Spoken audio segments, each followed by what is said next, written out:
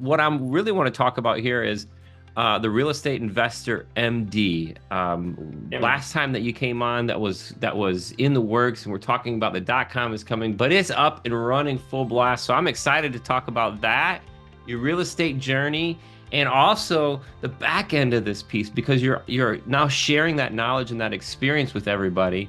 And there's so much of that platform too that we can talk about getting there. And the reason why this works, the reason why the real estate investor MD works is because it's real. It's your real life experience, and you're putting that together and sharing it with other people.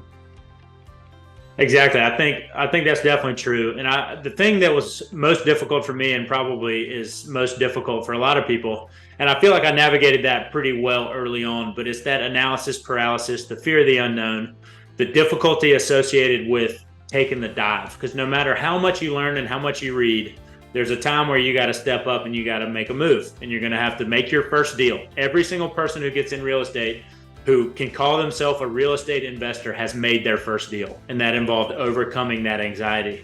And so my hope is that presenting the information in this sort of platform will allow people to see the deals that I did. We talk about the deals in detail, how I found them, who I talked to get them, how I negotiated them, what were the numbers, what were my worries, how did I eventually come down to the binary yes or no, and was there any emotion involved? And what were my regrets? And we talk about that for every deal that I've purchased, and the deals that I didn't purchase that I've kicked myself about ever since.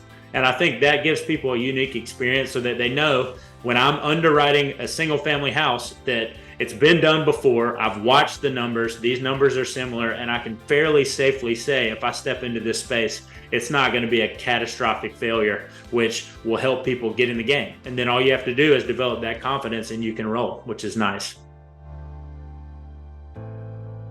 For sure. Tell us about your first mistake. What was it? What was it like? Oh, kick in the stomach. Here we go. Yeah, I think probably one of my first mistakes was, it's fairly simple. I feel like we've gotten lucky and I haven't made any real irrecoverable mistakes, but I definitely have sacrificed some earnest money because I emotionally got myself too far along and wasn't able to recover that. So I forfeited my earnest money. Luckily, I didn't subsequently purchase the deal and get upside down, which was nice. But having to do that, definitely, if I would have eliminated my emotion, and we talk about that a good bit as well, is trying to the way I underwrite deals now is I try to run the didactic and objective information from a number standpoint and a due diligence standpoint as much as I can, and whittle everything down to check all the boxes until there's a single emotional decision at the end. So I can say, yes, I like it and it makes me feel good, or no, I don't like it and it doesn't make. Acquisitions is not emotional. It's math. It's math. And whenever you fall in love with something or want something, then you're going to find yourself in trouble.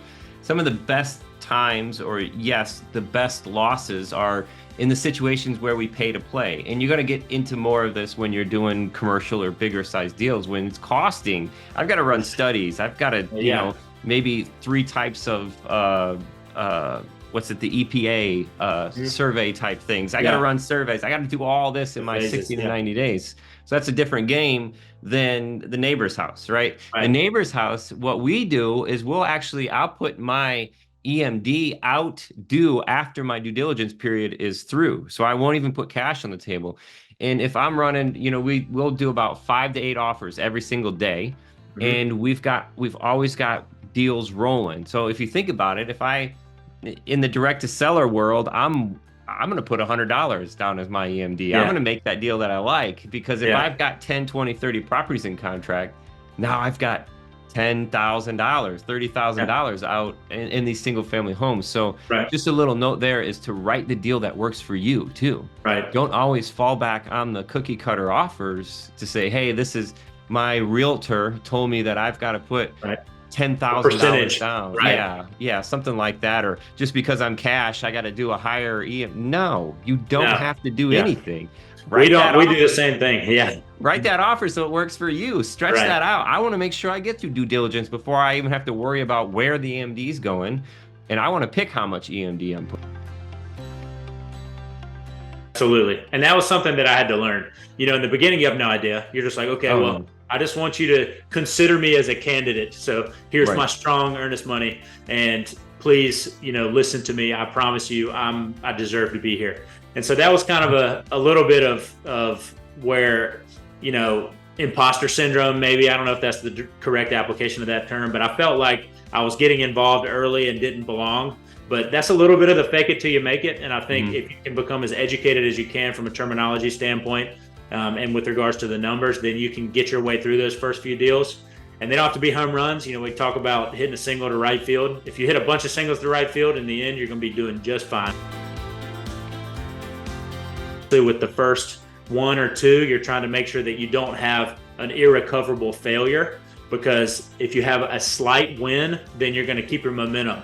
And will teach you. You can kind of navigate those problems that you have on the front end and learn. I've learned every deal, and I'm thankful that I've learned usually from things that actually ended up benefiting me. I haven't necessarily had a lot of hard losses yet, and I'm going to try to keep it rolling that way for sure. So far with the platform, Real Estate Investor MD, what is a typical physician, a typical client coming in? What's their biggest fear? The biggest fear is knowledge, is that people will come to me and say, hey, I'm interested in real estate. I've listened to some podcast episodes, but I feel like I need somebody to really kind of hold my hand and get me into the game. And now that'd be more of a coaching kind of relationship. But what I will do is I have done plenty of coaching relationships thus far, but I try to let people know that they don't need me one-on-one to be able to have the confidence to do it. They can reference somebody who's been through it before and develop that confidence on their own. And it can just be that first little step to help them understand that their ability to generate knowledge momentum has been there all along. It just maybe took this little step to get them. What's been the biggest win, the biggest takeaway for them? So the clients leaving the program have just been that it armed them with this informational database that they could then go back and reference throughout the entire process. One of the things that I've had them say over and over is they just appreciated that we talked about the deal flow. And I think a lot of that is what hangs people up. They don't know how to submit an offer, or who to contact about an accountant for real estate, or who to talk to about the tax implications of the decision making. How do you manage them? How do you get a tenant involved? How do you, every little step of the way provides these questions of anxiety and limits their ability to move forward. And this just addresses those sort of baby step by baby step. And I think that's been what people have been most thankful for.